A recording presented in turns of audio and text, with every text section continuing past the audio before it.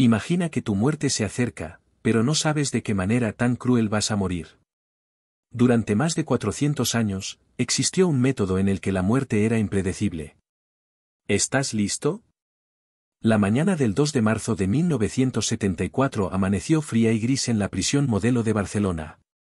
Dentro de sus muros fortificados, un anarquista de 25 años llamado Salvador Puig Antich se encontraba en su celda de la muerte, sabiendo que en cuestión de horas enfrentaría un método de ejecución que había aterrorizado a España durante siglos. Lo que ocurrió esa mañana se convertiría en una de las ejecuciones fallidas más horribles de la historia moderna europea, un proceso que duró 20 angustiosos minutos que parecieron una eternidad.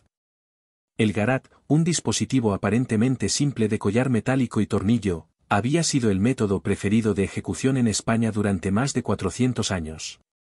Para quienes no conocían su brutal eficacia, podría parecer casi civilizado, en comparación con otros métodos de ejecución de su época, pero las apariencias, como lo demostraría la historia, podían ser devastadoramente engañosas.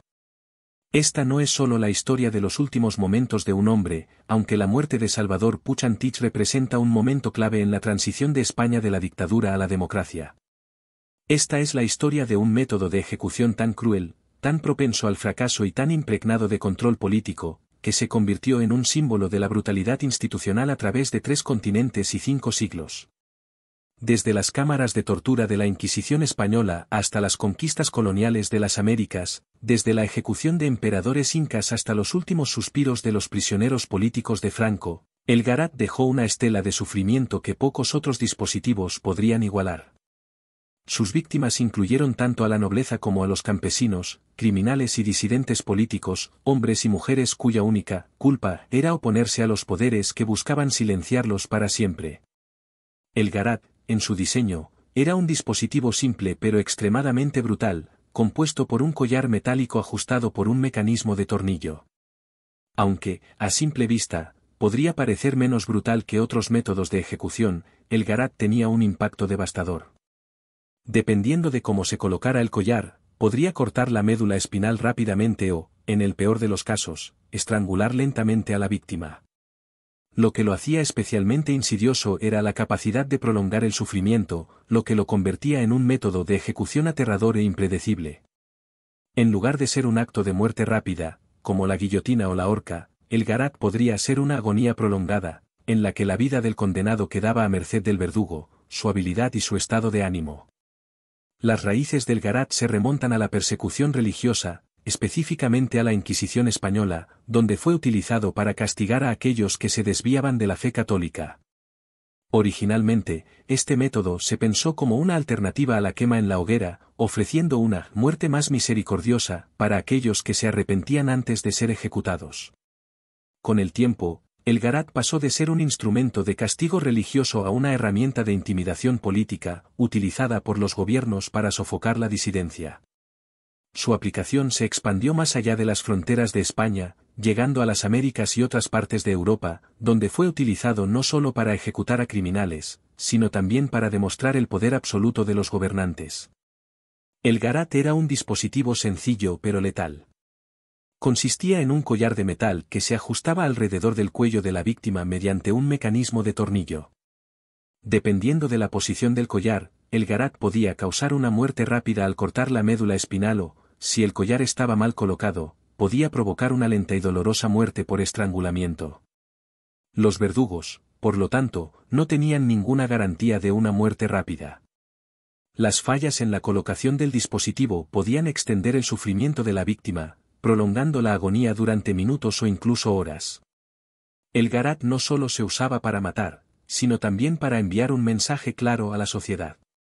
Las ejecuciones públicas con el Garat estaban diseñadas para asegurar que los condenados se enfrentaran al público, sentados en posición erguida mientras el collar apretaba lentamente su cuello, simbolizando el poder absoluto del Estado. Estos métodos no solo buscaban terminar con la vida de los opositores, sino también utilizar el sufrimiento prolongado como un medio para mantener el control a través del miedo. Era un instrumento de guerra psicológica, destinado a mantener a la sociedad en su lugar mediante la constante amenaza de una ejecución pública, humillante y aterradora. El Garat tiene sus raíces en el periodo más oscuro de la persecución religiosa en Europa, durante la Inquisición española. durante ese tiempo, la Iglesia Católica buscaba nuevas formas de castigar a los herejes, aquellos que se desviaban de la fe católica, mientras mantenía la apariencia de ser misericordiosa. Originalmente, el garat surgió como una alternativa a la quema en la hoguera, diseñada para proporcionar una muerte que, según la Iglesia, sería más benigna. El concepto era permitir que los prisioneros que se arrepentían de sus pecados pudieran morir sin que sus cuerpos fueran consumidos por las llamas, lo que les permitiría, según la doctrina religiosa, acceder al cielo. Sin embargo, el dispositivo evolucionó rápidamente más allá de su propósito inicial, y a medida que la Inquisición se expandía, también lo hacía el uso del garat como herramienta para imponer control social y político. En sus primeros días, el garat era un dispositivo rudimentario, a menudo fabricado con materiales improvisados, como cuerdas y palos. Sin embargo, con el tiempo, se perfeccionó, y el diseño del garat comenzó a incorporar más elementos metálicos y una estructura más definida, convirtiéndolo en un aparato más eficiente para su función de ejecución. Este refinamiento en el diseño se convirtió en una característica constante en el uso del garat durante siglos, a pesar de que su propósito permaneció fundamentalmente el mismo: someter a los condenados a una muerte prolongada y dolorosa, que no solo buscaba terminar con sus vidas, sino también enviar un mensaje claro de control y dominación. Con la expansión del Imperio Español en las Américas durante los siglos XV y XVI, el garat se llevó más allá de las fronteras de la península ibérica. Los conquistadores españoles no solo trajeron consigo la lengua, la religión y las costumbres, sino también sus métodos de control y represión. En este contexto, el garat se introdujo en los territorios colonizados como un instrumento para imponer la autoridad colonial sobre las poblaciones indígenas. En muchas ocasiones, la ejecución no solo estaba destinada a castigar a los infractores de la ley, sino también a sembrar el miedo en las comunidades indígenas y a consolidar el poder de los colonizadores.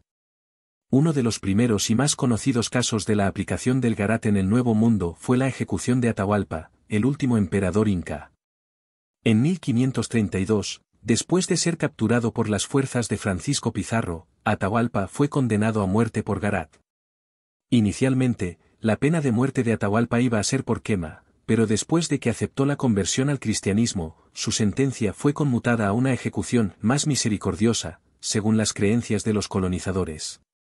La ejecución de Atahualpa no fue solo una sentencia de muerte física, sino también un golpe psicológico para los pueblos indígenas, que vieron como su líder, considerado una figura divina, moría de una forma tan humillante. Esta ejecución se convirtió en un acto simbólico que representaba la superioridad del Imperio Español y su control absoluto sobre las tierras recién conquistadas. A lo largo del siglo XIX, el garat pasó de ser un dispositivo rudimentario a una herramienta más estandarizada y eficiente. Con el paso de los años, y especialmente con la llegada de nuevas leyes y regulaciones, la ejecución con el garat se fue perfeccionando. Las reformas legales de España en el siglo XIX establecieron códigos específicos sobre cómo debía utilizarse el garat, con el objetivo de reducir el número de ejecuciones fallidas y hacer que el proceso fuera más ordenado. Se desarrollaron procedimientos estrictos, especificando cómo colocar al condenado, cómo ajustar el collar y cómo garantizar que la muerte fuera rápida y humana. Sin embargo, la naturaleza misma del garat seguía dependiendo de factores humanos, y los errores de los verdugos seguían siendo una amenaza constante. A medida que la profesionalización de los verdugos avanzaba, se convirtieron en empleados del gobierno que recibían formación especializada en anatomía, la correcta colocación del dispositivo y los métodos de ejecución adecuados. Sin embargo, a pesar de estos avances, la historia del garat sigue siendo una historia de fracasos, ya que su naturaleza rudimentaria y su dependencia del juicio humano nunca permitieron garantizar un resultado rápido o indoloro. Los verdugos, por mucho que se entrenaran, no podían eliminar el riesgo de errores catastróficos, que a menudo resultaban en muertes largas y dolorosas para los condenados. El garat, por muy estandarizado que fuera, seguía siendo un dispositivo extremadamente imperfecto. A pesar de los avances en su construcción y las nuevas normativas, la eficacia del garat seguía dependiendo en gran medida de la habilidad del verdugo. Incluso con todas las regulaciones y el entrenamiento especializado, los errores en la colocación del collar podían llevar a la ejecución a prolongarse durante minutos, e incluso horas. Si el collar no se colocaba correctamente, la víctima podría morir lentamente por estrangulamiento, o incluso quedar consciente durante el proceso, lo que convertía una ejecución teóricamente rápida en un tormento prolongado. Además, factores como las condiciones climáticas podían afectar el rendimiento del garat. En climas fríos, los componentes metálicos podían contraerse, mientras que en climas cálidos, podían expandirse, lo que alteraba la precisión del dispositivo.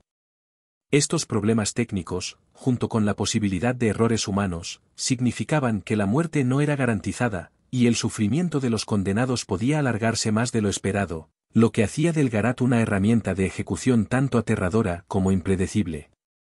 Mientras muchos países europeos abandonaron la pena de muerte, España siguió utilizando el garat hasta bien entrado el siglo XX. Bajo el régimen de Francisco Franco, el garat se mantuvo como una herramienta de represión política, utilizada para eliminar a los opositores con una brutalidad aterradora. No solo se trataba de un medio para ejecutar a los criminales, sino también de un instrumento para sembrar el miedo y asegurarse de que ningún disidente se atreviera a desafiar al régimen. Las ejecuciones con garat, llevadas a cabo en público, no solo representaban el final de una vida, sino también un recordatorio del poder absoluto del Estado y su control sobre el destino de cada individuo. El garat no era solo un método de ejecución, sino también un símbolo del poder inquebrantable del régimen. Su uso reflejaba la voluntad del gobierno de Franco de mantener el control a través del miedo y la intimidación. La imagen de los condenados sentados en el garat, esperando la muerte con el collar apretándose lentamente alrededor de sus cuellos, era un recordatorio visual y tangible de que la disidencia política no sería tolerada, y que el Estado tenía el poder de quitar la vida de quien quisiera, sin importar la causa o el contexto. A pesar de las protestas internacionales y la creciente presión por abandonar la pena de muerte, España continuó utilizando el garat como una herramienta de control hasta que, finalmente, la transición a la democracia a mediados de la década de 1970 marcó el fin de esta práctica brutal.